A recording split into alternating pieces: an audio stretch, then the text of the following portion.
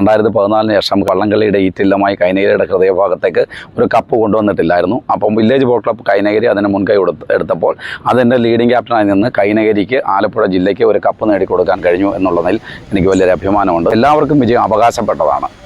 എല്ലാവർക്കും വിജയം ഉണ്ടാവും എന്നുള്ള ഒരു മെസ്സേജാണ് അതുവഴി നമ്മൾ കൊടുത്തത്. അത് ജലോത്സവത്തോട് കൂടുതൽ ആളുകളെ ആഭിമുഖ്യമുള്ളവരാക്കി തീർത്തു. ഞാൻ ബൈജു കുട്ടനാട്, നിരണം ബോട്ട് ക്ലബിൻ്റെ നിരണം ചുണ്ടൻ്റെ ലീഡിംഗ് ക്യാപ്റ്റനാണ്. കഴിഞ്ഞ ഏകദേശം 2021 മുതൽ ഞാൻ ലീഡിംഗ് ക്യാപ്റ്റനാണ്.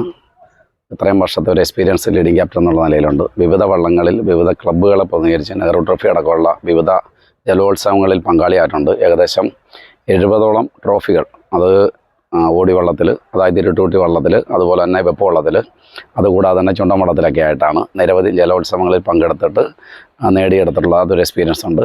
ഇപ്പോൾ 70 ട്രോഫി കിട്ടിയിട്ടുണ്ടെന്ന് പറയുമ്പോൾ അതിലേറെ പ്രാവശ്യം തോറ്റിട്ടുണ്ട്. അത് വലിയ എക്സ്പീരിയൻസാണ്. ജയത്തിൽ നിന്നല്ല, നമ്മൾ കൂടുതൽ പരാജയത്തിൽ നിന്നാണ് പാഠങ്ങൾ പഠിക്കുക. അപ്പം സ്വാഭാവികമായിട്ടും അതിൻ്റെ ഒരു പാഠങ്ങൾ ഉൾക്കൊണ്ടിട്ടാണ് ഓരോ വർഷവും നമ്മൾ അതിനുള്ള തയ്യാറെടുപ്പ് നടത്തുക. കഴിഞ്ഞ വർഷം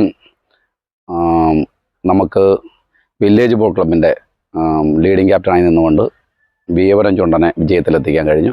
കടുത്ത മത്സരമായിരുന്നു. കടുത്ത മത്സരത്തെ അതിജീവിച്ച് ഫൈനലിൽ 1ാം സ്ഥാനം നേടിയെടുക്കാൻ കഴിഞ്ഞ് വിയപുരം ചുണ്ടനിൽ അതൊരു അഭിമാനകരമായ മുഹൂർത്തമായിരുന്നു. എല്ലാവർക്കും വിജയം അവകാശപ്പെട്ടതാണ്.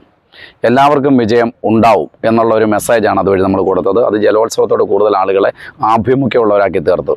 അതിനു മുമ്പ് ചുണ്ടൻവള്ളത്തിൽ എനിക്ക് നെഹ്റു ട്രോഫി നേടിയെടുക്കാൻ കഴിഞ്ഞത് 2017 ഗബ്രിയേൽ ചുണ്ടനാണ്. തുരുത്തിപ്പുറം ബോട്ട് ക്ലബിന് വേണ്ടി എറണാകുളം ജില്ലയ്ക്ക് വേണ്ടിയിട്ടാണ്. എറണാകുളം ജില്ലയിലെ ആദ്യത്തെ ചുണ്ടൻവള്ളത്തിലുള്ള ആദ്യത്തെ നെഹ്റു ട്രോഫിയാണ്. അത് അഭിമാനകരമായ ഒരു മുഹൂർത്തമായിരുന്നു. ഗബ്രിയേൽ ചുണ്ടനിൽ അന്ന് നെഹ്റു ട്രോഫി നേടിയെടുക്കാൻ കഴിഞ്ഞത്. കടുത്ത മത്സരമായിരുന്നു. മൈക്രോ സെക്കൻഡിൻ്റെ വ്യത്യാസത്തിലാണ് ഫൈനലിൽ വലിയ പോരാട്ടത്തെ അതിജീവിച്ചാണ് അന്ന് നെഹ്റു ട്രോഫി നേടിയെടുക്കാൻ കഴിഞ്ഞത്. ഇത്തവണ അതിലും വലിയൊരു ഉത്തരവാദിത്തമാണ് നമ്മൾ ഏറ്റെടുത്തിരിക്കുന്നത്. നിരണം ചുണ്ടൻ, അത് പത്തനംതിട്ട ജില്ലയിൽ നിന്ന് വരുന്ന വള്ളമാണ്. പത്തനംതിട്ട ജില്ലയിലേക്ക് ഇതുവരെ നെഹ്റു ട്രോഫി ചുണ്ടൻ വള്ളത്തിൽ പോയിട്ടില്ല. അപ്പോൾ ചുണ്ടൻ വള്ളത്തിൽ നെഹ്റു ട്രോഫി എടുക്കുക എന്നുള്ള പത്തനംതിട്ട ജില്ലയുടെ ആകെ വലിയൊരു സ്വപ്നമുണ്ട്.